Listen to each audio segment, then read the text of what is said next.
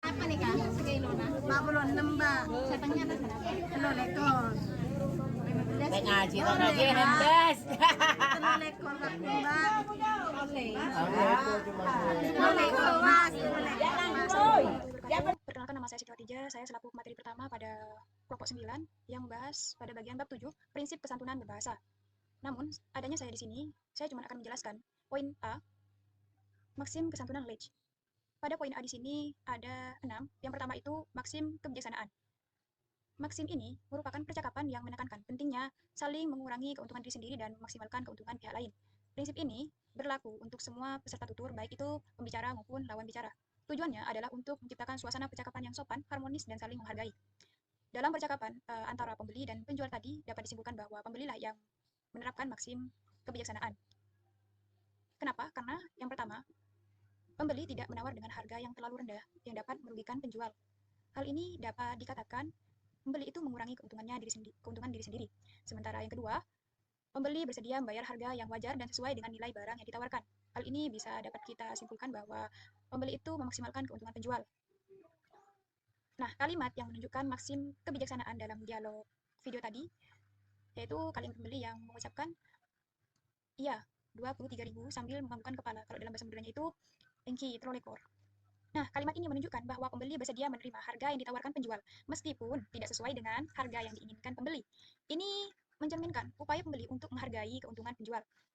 Nah, dalam tuturan video tadi, kita juga dapat melihat dengan jelas bahwa pembeli sesungguhnya memaksimalkan keuntungan penjual dengan bersedia mengalah dan menerima harga yang ditawarkan, meskipun awalnya menawar lebih rendah dari harga yang ditawarkan penjual.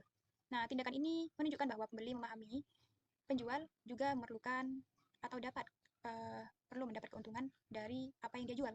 Sementara itu, penjual meskipun memiliki tujuan untuk mendapatkan keuntungan dari setiap transaksi yang ia jual, penjual ini tetap berusaha memberikan layanan yang ramah kepada pembeli. Baik, kita akan melanjutkan ke yang kedua, yaitu maksim kedermawanan.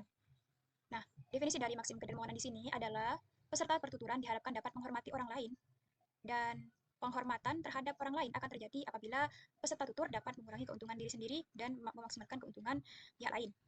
Nah, dalam percakapan di video tadi antara pembeli dan penjual, dapat kita lihat bahwa pembelilah yang menunjukkan maksim kedermawanan dengan bersedia membeli dari penjual A setelah penjual A menurunkan harga. Nah, hal ini dapat menunjukkan bahwa pembeli tidak hanya mencari harga termurah, tetapi juga menghargai upaya penjual A untuk memenuhi kebutuhannya dan tetap mendapatkan keuntungan. Dengan membeli dari penjual A, pembeli itu dapat mengurangi keuntungan diri sendiri dan memaksimalkan keuntungan penjual A. Karena pembeli itu mungkin saja dapat harga yang lebih murah jika membeli di tempat yang lain atau di penjual yang lain. Nah, tadi kan sudah kita lihat semua ya, sudah kita tonton bahwa dari video tadi setelah penjual A ini menurunkan harga dari 60 menjadi 50, pembeli itu merespon dengan engki pada, atau kalau bahasa Indonya itu ya sama. Nah, meskipun penjual B ini menawarkan ikan yang lebih murah seharga 15.000, pembeli ini tetap setuju untuk membeli dari penjual A dengan harga 50.000. Sampai di sini paham ya? Mungkin bisa saya tambahkan bahwa pembeli ini mungkin merasa bahwa penjual A sudah berusaha memberikan harga yang lebih baik dari 60 menjadi 50, sehingga pembeli merasa memiliki kewajiban untuk menghargai usaha tersebut dengan tetap membeli dari penjual A. Dalam hal ini pembeli itu bersedia membayar lebih mahal dari 50 dari perbandingan penjual A yang menjual 50 sama penjual B yang menjual 15.000. Alasannya demi menghormati penjual A. Kita akan melanjutkan ke yang ketiga, yaitu maksim penghargaan. Definisi dari maksim penghargaan di sini, peserta tutur dapat berusaha memberikan penghargaan kepada pihak lain. Nah, dalam penayangan video tadi dapat kita lihat bahwa penerapan maksim penghargaan paling jelas terlihat pada tindakan pembeli saat ia mengajukan pertanyaan. Seperti kalau bahasa Maduranya gini ya, ngolak ika menikah, mak cukup genteng. Dalam bahasa Indonya, translate-nya itu, beli di mana ini? Kok ikannya bagus? Nah, pertanyaan ini bukan sekedar basa-basi, melainkan sebuah bentuk penghargaan yang tulus terhadap kualitas ikan yang dijual oleh penjual, dengan mengakui bahwa ikan tersebut bagus. Pembeli ini memberikan pujian yang menunjukkan bahwa ia menghargai upaya penjual dalam memilih atau mendapatkan ikan yang berkualitas baik. Nah, pujian ini sangat penting karena sesuai dengan definisi maksim penghargaan, itu berusaha memberikan penghargaan kepada pihak lain dalam bertutur, baik itu lawan bicara atau pembicara. Nah, pembeli ini tidak hanya fokus pada harga, tetapi juga memberikan pengakuan terhadap nilai dan kualitas barang yang ditawarkan, sehingga menciptakan suasana yang lebih positif dan santun dalam interaksi jual-beli dalam video tadi. Nah, tindakan ini mencerminkan kesadaran pembeli untuk menghormati penjual dan usahanya, yang merupakan inti dari maksim penghargaan dalam kesantunan berbahasa. Lanjut ke nomor 4, yaitu maksim kesederhanaan. Definisi dari maksim kesederhanaan di sini adalah mengurangi pujian diri sendiri. Tujuannya untuk menghindari kesan sombong, congkak, atau merasa lebih tinggi dari orang lain. Nah, dalam pertuturan tersebut, di video tadi dapat kita lihat dengan jelas bahwa pembeli merendahkan diri sendiri dengan terus terang mengakui ketidakmampuannya untuk memenuhi harga yang ditawarkan penjual. Pembeli ini tidak menyalahkan harga atau mengatakan barangnya gak bagus, tetapi pembeli itu bilang gini, kalau bahasa Maduranya ya, ada esenah tak cukup. Arti dari kata tersebut, ia itu tidak memiliki uang untuk membeli barang itu. Kalimat ini juga bentuk maksim kesederhanaan. Nah, tindakan ini menunjukkan kerendahan hati karena pembeli tidak berusaha meninggikan dirinya dengan mencari alasan lain atau mencoba menekan penjual, melainkan dengan jujur mengakui keterbatasannya sendiri. Nah, hal ini dapat menunjukkan bahwa pembeli menghindari kesan sombong atau merasa lebih berhak mendapatkan harga yang lebih rendah, melainkan pembeli ini menerima situasinya dengan pasrah atau sabar gitu. Baik, kita akan melanjutkan ke pembahasan yang nomor 5, yaitu maksim kecocokan.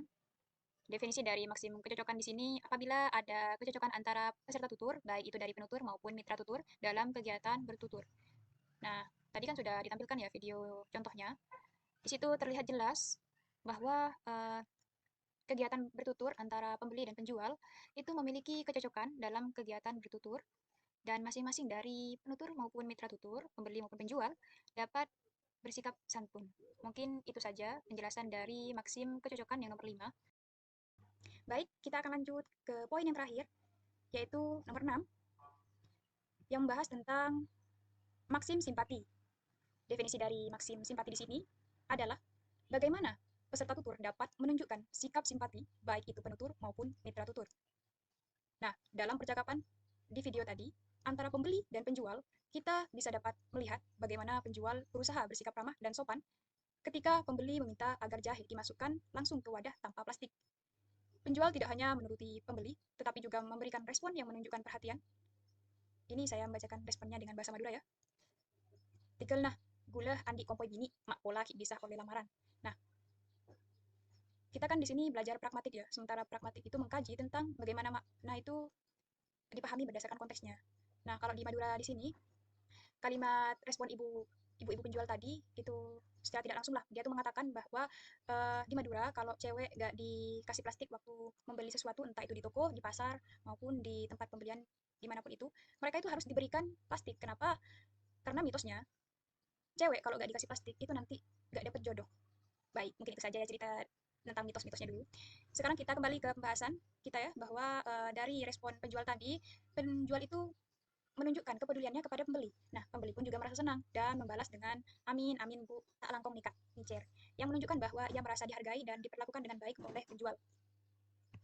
Mungkin itu saja dari saya. Selanjutnya akan dilanjut oleh materi selanjutnya.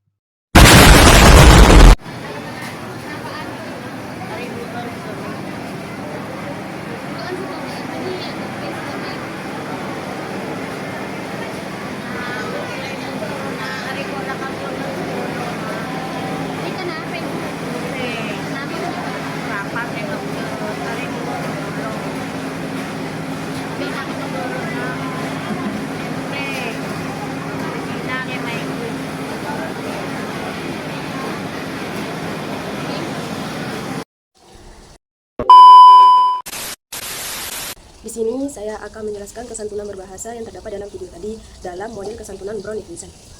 Dalam teori Browne-Vincent terdapat setiap penutur memiliki dua kebutuhan muka. Yang pertama yaitu positive voice dan kedua negative voice. Yang pertama yaitu positive voice menjalin kebutuhan untuk terkoneksi hubungan, yang yaitu keinginan untuk dihargai, diterima, dan disukai orang lain. Sedangkan negative voice di sini kebutuhan untuk mandiri, yaitu keinginan untuk bebas, tidak diganggu dan tidak dipaksa orang lain. Dari penutur dan mitra penutur di atas dalam video tadi terdapat beberapa model atau strategi menurut Browne-Vincent. Yang pertama di sini blood of record, langsung tanpa basa-basi. Yang kedua negative politeness, sopan dan menjaga jarak dan menghormati kebebasan lawan tutur. Yang ketiga di sini positive politeness, keakraban dan rasa hormat. Yang terakhir di sini yaitu off record, tidak langsung menggunakan sindiran atau isyarat halus. Bisa kita analisis dari tuturan video tadi bahwa ada beberapa tuturan yang bisa kita analisis dalam kesantunan berbahasa. Yang pertama di sini yaitu pembeli, di mana pembeli di sini sedang menanyakan berapaan ini Bu, maka tuturan tersebut termasuk strategi blunt on record karena pertanyaannya itu langsung, tidak basa-basi, namun masih sopan karena menggunakan sapaan Bu yang menunjukkan rasa hormat, yaitu termasuk positive politeness. Yang kedua di sini yang mana penjual di sini menjawab tinggal 25.000. Tuturan di situ termasuk tuturan langsung, jelas dan informatif. Yang mana termasuk blunt on record. Tidak ada unsur nyinggung, tidak ada unsur menyinggung, dan konteks jual beli memang menurut ketegasan. Yang selanjutnya itu pembeli juga menjawab 25.000-an Bu, bukan 10.000. Pembeli memastikan harga dengan nada bertanya, masih menggunakan sapaan Bu, yang mana termasuk positive politeness untuk menjaga kesopanan saat berkoneksi. Selanjutnya dalam tuturan keempat di sini sapaan Ina menunjukkan keakraban dan kasih sayang. Yang senyum di sini memperkuat kesantunan meski penjual menolak permintaan pembeli. Yang terakhir di sini tuturan ini harga pasarnya adalah cara halus untuk mempertahankan posisi tanpa menyinggung orang lain. Dan tuturan yang kelima di sini termasuk bentuk blunt or record dan positive politeness, yaitu langsung bertanya tanpa basa-basi. Yang tuturan yang keenam di sini yaitu tuturan informatif dan jelas karena konteks jual beli menuntut kejelasan harga, namun tetap santun karena ada nada sapaan sebelumnya, sudah menunjukkan keakraban.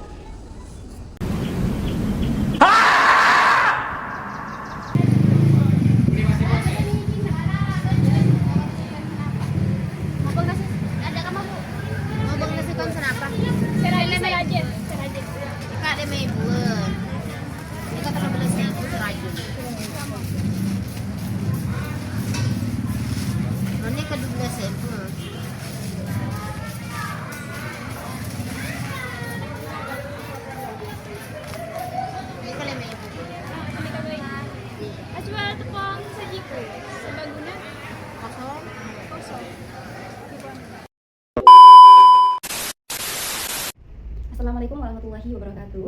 Di sini saya akan menjelaskan mengenai kesantunan berbahasa pada poin skala kesantunan berbahasa, yaitu yang pertama menurut Olich pada tahun 1987 yang menjelaskan bahwa skala kesantunan berbahasa memiliki 6 bagian. Yang pertama yaitu skala keuntungan dan kerugian. Semakin diuntungkan mitra tutur dan penutur, maka semakin sopan bahasa yang digunakan. Yang kedua yaitu skala pilihan. Ketika penutur memberikan kebebasan pada mitra tutur, maka secara tidak langsung terjadi komunikasi yang sopan. Semisal pada contoh, apakah kamu bersedia untuk ikut saya besok? Itu kan menunjukkan suatu pilihan. Yang kedua yaitu skala ketidakberlangsungan. Dalam satu contoh kalimat tidak langsung, semisal, sepertinya jendela itu belum dibuka. Secara tidak langsung, ia penutur menunjukkan atau memerintahkan untuk membuka jendela. Yang keempat yaitu skala keotoritasan atau jarak sosial, seperti yang terjadi di lingkup kampus, yaitu jarak sosial antara mahasiswa dan dosen. Yang kelima yaitu jarak sosial, di mana antara penutur dan mitra tutur, jika jarak yang terjadi di antara keduanya itu jauh, maka secara tidak langsung bahasa yang digunakan di dalamnya justru akan semakin santun. Yang terakhir yaitu skala formalitas, di mana kesantunan berbahasa terjadi di suatu situasi dan kondisi tertentu, entah itu dari situasi non formal atau situasi formal. Baik, di sini saya akan menjelaskan bagian yang kedua, yaitu menurut Browne-Vincent pada tahun 1987. Ia menjelaskan bahwasanya skala kesantunan berbahasa dibagi menjadi 3. Yang pertama yaitu jarak sosial, tidak jauh berbeda dari definisi yang dijelaskan oleh Lins, yaitu seberapa abstrak atau jauh jarak sosial antara penutur dan mitra tutur. Yang kedua yaitu perbedaan kekuasaan atau status. Yang yang besar kemungkinan terjadi antara percakapan mahasiswa atau dosen. Yang ketiga yaitu terjadinya antara permintaan berat ringannya suatu tindak tutur. Semisal saya sebagai penutur dan Anda sebagai mitra tutur, dan saya ingin meminta suatu pertolongan. Permintaan yang ringan maka memakai bahasa yang tolong ambilkan pena itu ya. Namun ketika kita memiliki suatu permintaan yang lebih berat, otomatis kita harus memiliki bahasa yang jauh lebih sopan.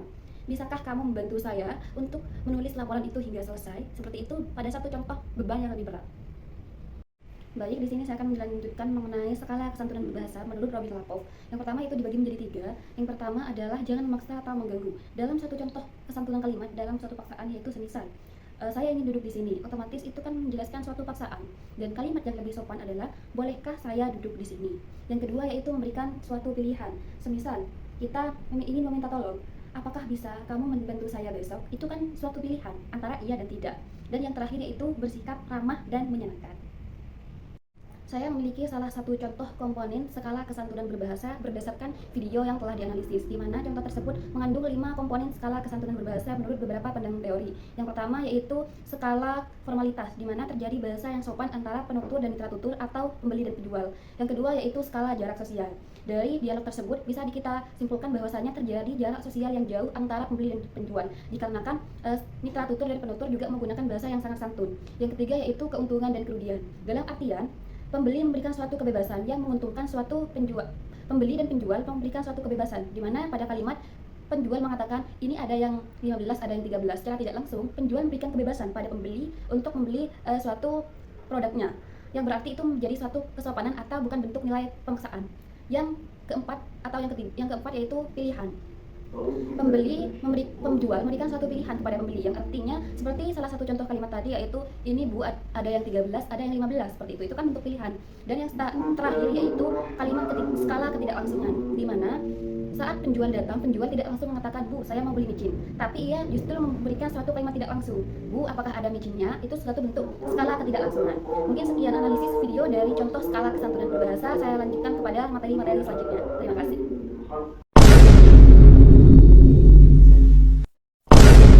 Baik, di sini saya akan menjelaskan poin D yaitu kesantunan dan konteks. Jadi kesantunan dan konteks ini menjelaskan bahwa kesantunan berbahasa adalah penggunaan bahasa yang memperhatikan sopan santun. Dan bentuk kesantunan ini sangat dipengaruhi oleh beberapa konteks seperti konteks situasi, konteks sosial, dan konteks budaya.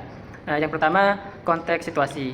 Jadi kesantunan tergantung pada situasi, waktu, dan hubungan sosial antara penutur dan lawan tutur. Jadi semakin tinggi tingkat formalitas dan berat permintaannya, maka bahasa yang digunakan akan semakin tidak langsung dan lebih sopan. Contohnya, bisakah saya meminjam uangmu sebentar? Tuturan itu lebih sopan dibanding pinjam uangmu. Terus yang kedua yaitu konteks sosial. Jadi konteks sosial ini adalah kesantunan yang dipengaruhi oleh status sosial, usia, jabatan, dan hubungan kedekatan. Jika ada jarak sosial atau perbedaan status, maka bahasa yang digunakan cenderung lebih halus dan formal. Contohnya di video berikutnya. Jadi di video tersebut menunjukkan bahwa pembeli atau Mbak Linda itu menggunakan bahasa yang halus, yang artinya mari Ibu, karena Mbak Linda berbicara sesuai konteks, berbicara kepada penjual yang usianya lebih tua dari Mbak Linda. Lanjut yang ketiga yaitu konteks budaya. Jadi setiap budaya memiliki standar kesantunan berbeda sesuai nilai dan norma yang berlaku. Jadi apa yang dianggap sopan di satu budaya bisa jadi terasa berjarak di budaya lainnya. Contohnya seperti di video berikut. Dari kasan tenang. Jadi di video tersebut menunjukkan konteks budaya orang Madura yang bersikap ramah antara penutur dan mitra tutur, mulai dari basa-basi, menanyakan tempat, dan lain-lain.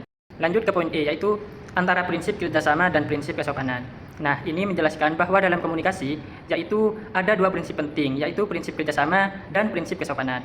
Menurut Leeds 1993 mengatakan bahwa prinsip kerjasama membantu menjelaskan hubungan antara makna dan daya ujaran supaya komunikasi berjalan efektif.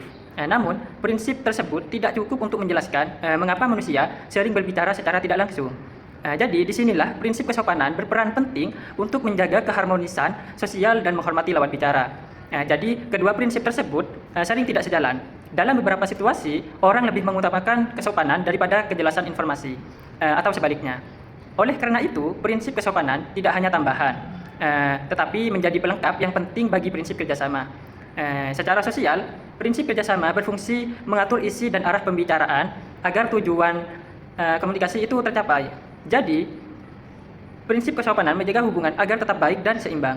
Dalam praktiknya, penutur perlu menyeimbangkan atau menawar antara keduanya, tergantung situasi dan tujuan komunikasi.